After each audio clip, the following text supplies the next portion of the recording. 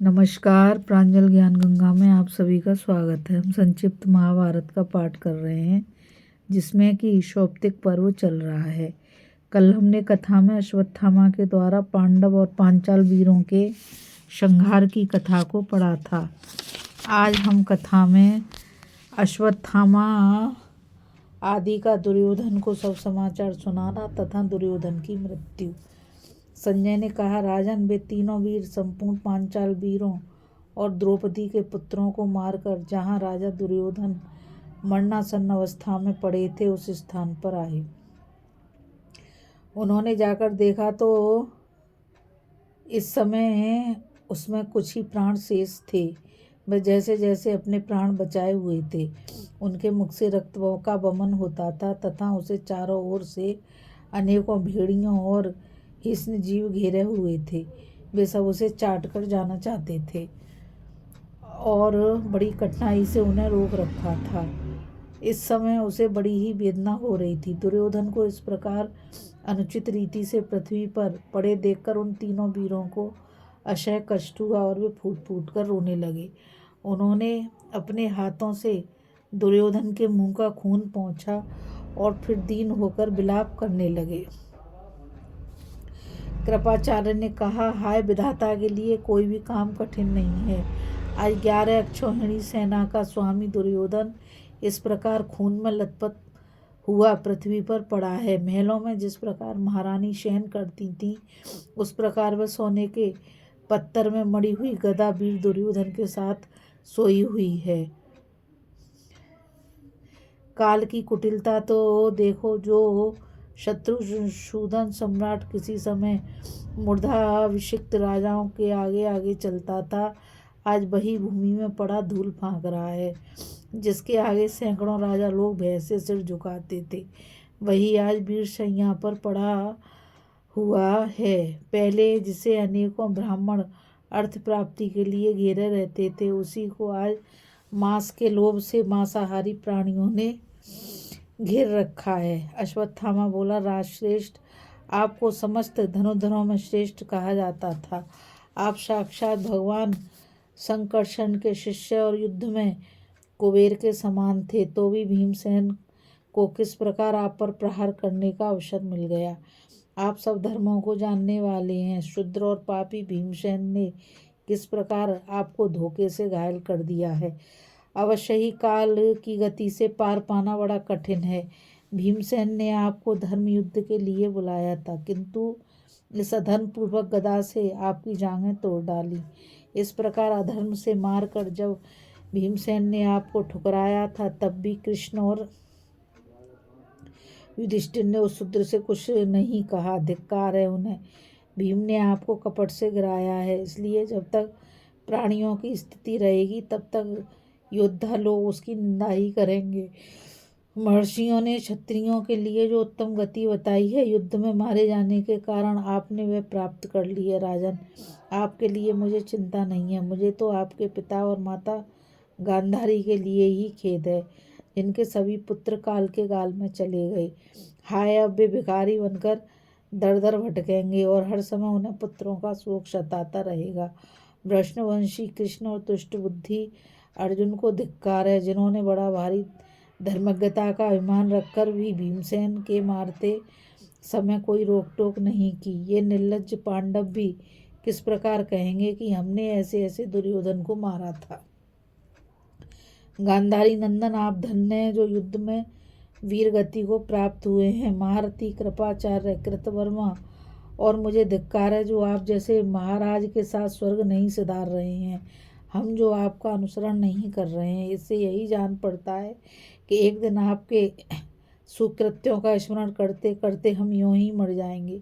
स्वर्ग या अर्थ, इनमें से कोई हमारे हाथ नहीं लगेगा। ना जाने हमारा ऐसा कौन सा कर्म है जो हमें आपका साथ देने से रोक रहा है।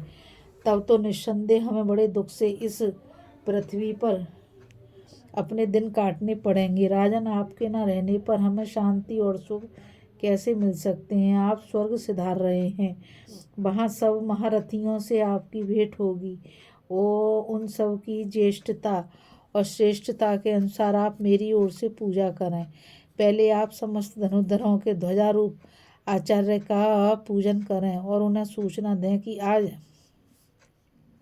अश्वत्थामा ने धृष्टद्युम्न को मार डाला है। फिर महाराज वाल्मीकि, महारथी जयद्रथ, सोमदत्त, भूरिश्रवा तथा और भी जो वीर पहले स्वर्ग पहुँच चुके हैं उनका मेरी ओर से आलिंगन करें और उनसे कुशल पूछें। राजन, यदि आप में कुछ प्राण शक्ति मौजूद हो तो मेरी एक बात सुनिए, इससे आपके कानों को बड़ा आनंद मिलेगा। अब पांडवों के पक्ष में पांचों भाई श्री कृष्ण और सात्यकी, ये 7 वीर बचे हैं और हमारी ओर से मैं, कृतवर्मा और आचार्य कृप, ये 3 बाकी हैं। द्रौपदी के सब पुत्र, धृष्टद्युम्न के बच्चे तथा समस्त पांचाल और युद्ध में बचे हुए मत्स्य वीरों का सफाया कर दिया है। पांडवों को जो बदला चुकाया गया है उस पर ध्यान दीजिए। अब उनके भी बच्चे मार दिए गए हैं। आज उनके शिविर में जितने योद्धा और हाथी घोड़े थे उन सभी को मैंने तहस नहस कर दिया है। आज पापी धृष्टद्युम्न को भी मैंने पशु की तरह पीट कर मार डाला है। दुर्योधन ने जब अश्वत्थामा की यह मन को प्यारी लगने वाली बात सुनी तो उसे कुछ चेत हो गया और वह कहने लगा, भाई, आज आचार्य कृप और कृतवर्मा के सहित जो काम तुमने किया है वह तो भीष्म, कर्ण और तुम्हारे पिताजी भी नहीं कर सके। तुमने शिखंडी के सहित सेनापति धृष्टद्युम्न को मार डाला। इससे आज निश्चय ही मैं अपने को इंद्र के समान समझता हूँ। तुम्हारा भला हो, अब स्वर्ग में ही हमारी तुम्हारी भेंट होगी। ऐसा कहकर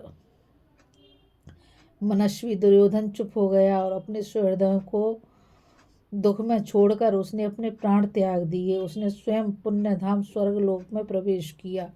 उसका शरीर पृथ्वी पर पड़ा रहा। राजन, इस प्रकार आपके पुत्र दुर्योधन की मृत्यु हुई और वह रणांगण में सबसे पहले गया था और सबसे पीछे शत्रुओं द्वारा मारा गया। मरने से पहले दुर्योधन ने तीनों वीरों को गले लगाया और उन्होंने भी उसका आलिंगन किया। अश्वत्थामा के मुख से यह करुणाजनक संवाद सुनकर मैं शोकाकुल होकर दिन निकलते ही नगर में चला आया। इस प्रकार आपकी ही खोटी सलाह से यह कौरव और पांडवों का भीषण संहार हुआ है और आपके पुत्र का स्वर्गवास होने से मैं अत्यंत शोकार्त हो गया हूँ। अब व्यास जी की कृपा से प्राप्त हुई मेरी दिव्य दृष्टि नष्ट हो गई है।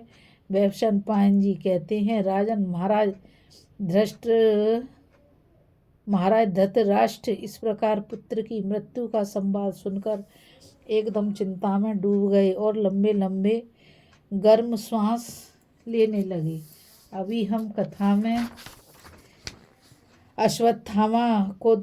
अश्वत्थामा के द्वारा दुर्योधन को यह बताना कि हमने द्रौपदी के पुत्रों को मार दिया है तथा अनेकों योद्धाओं को मार दिया है और दुर्योधन की मृत्यु की कथा को पढ़ रहे थे। अब आगे कथा में हम राजा युधिष्ठिर और द्रौपदी का मृत पुत्रों के लिए शोक तथा द्रौपदी की प्रेरणा से भीमसेन का अश्वत्थामा को मारने के लिए जाने की कथा को पढ़ेंगे। इस कथा में बस इतना ही। मुझ गीता रावत को आज्ञा दीजिए और मैं आप सभी से यही कहना चाहूँगी कि इस चैनल को ज़्यादा से ज़्यादा लाइक, शेयर और सब्सक्राइब कीजिए ताकि यह अमूल्य ज्ञान अधिक से अधिक लोगों तक पहुँच सके। राधे राधे, जय श्री कृष्णा, नमस्कार।